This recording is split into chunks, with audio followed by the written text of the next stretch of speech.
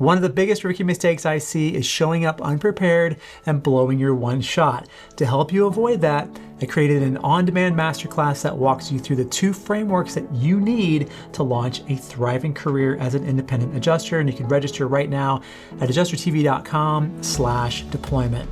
So here we are, September 2025, the exact peak of hurricane season. And yet, things feel quiet. We've only had 6 named storms and 1 major hurricane so far, and on paper, this looks like one of the slowest starts in years. But here's the question every new adjuster is asking. Does this mean you're not going to get work this year?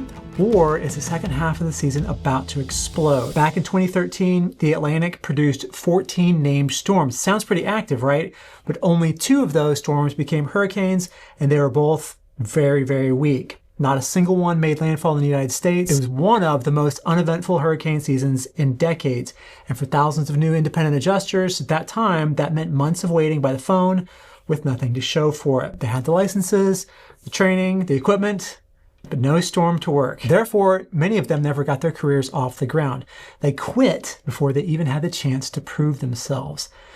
Fast forward to 2025, the ocean is boiling. Sea surface temperatures are setting records across the Atlantic and the Gulf.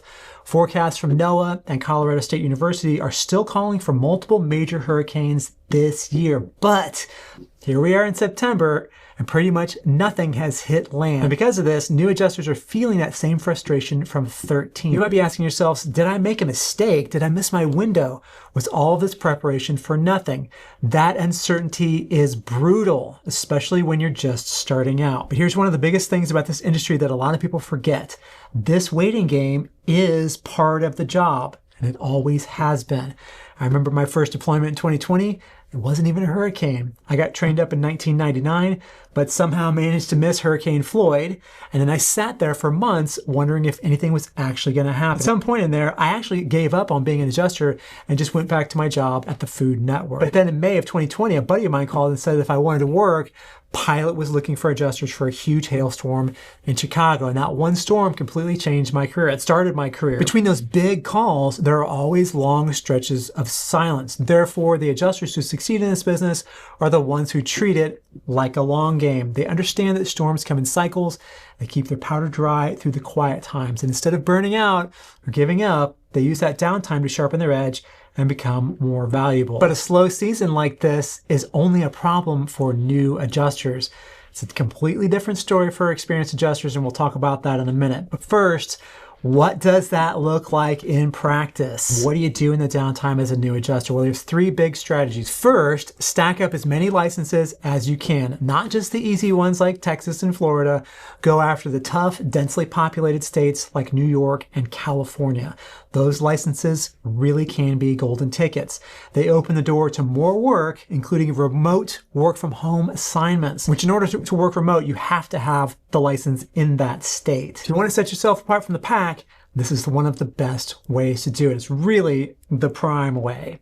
Second, be mobile and flexible. If a firm tells you that they're struggling to staff New Mexico and you don't have that license, go get it. Be the first one to raise your hand. The adjusters who get called back over and over again are the ones who are happily willing to go anywhere, anytime, no questions asked, with a smile on their face. And third, hustle.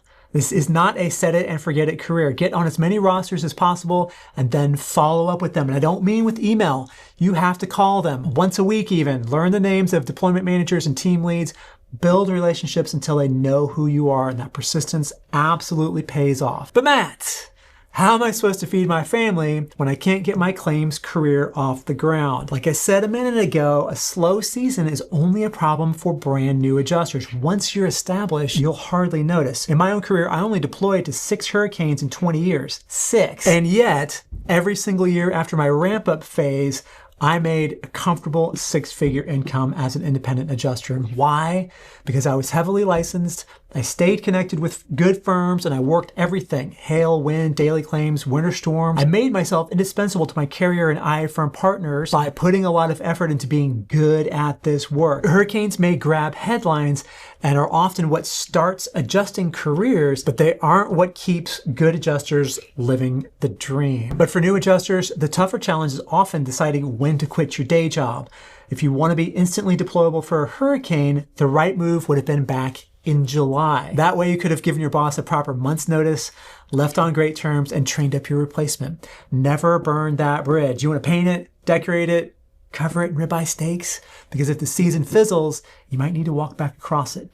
But if you wait until now, the exact peak of storm season, and a storm suddenly forms, you're looking at giving your boss 2 minutes notice, not 2 weeks. That almost guarantees you won't have a job waiting for you if this storm season doesn't work out, or if that particular hurricane turns into a dud.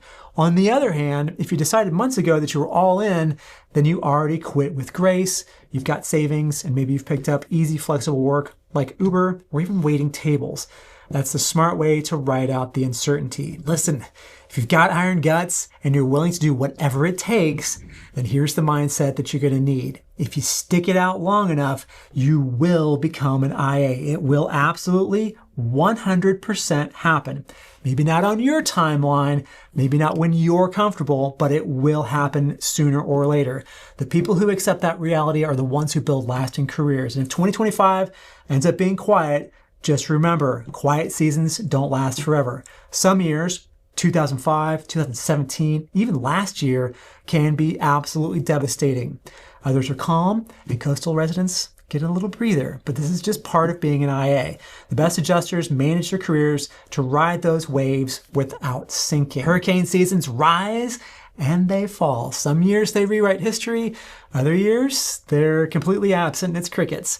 Therefore, if you can handle the waiting game, if you can see beyond just hurricanes to hail, wind, winter storms, daily claims, remote work, photo and scope, you'll not only survive the slow seasons, but you'll thrive in the big ones. And because licenses are such a critical part of this game, I created a full deep dive video all about which state adjuster license that you should get and why they can make or break your career, and you can watch it right here. And as always, thank you so much for watching, and have a great storm.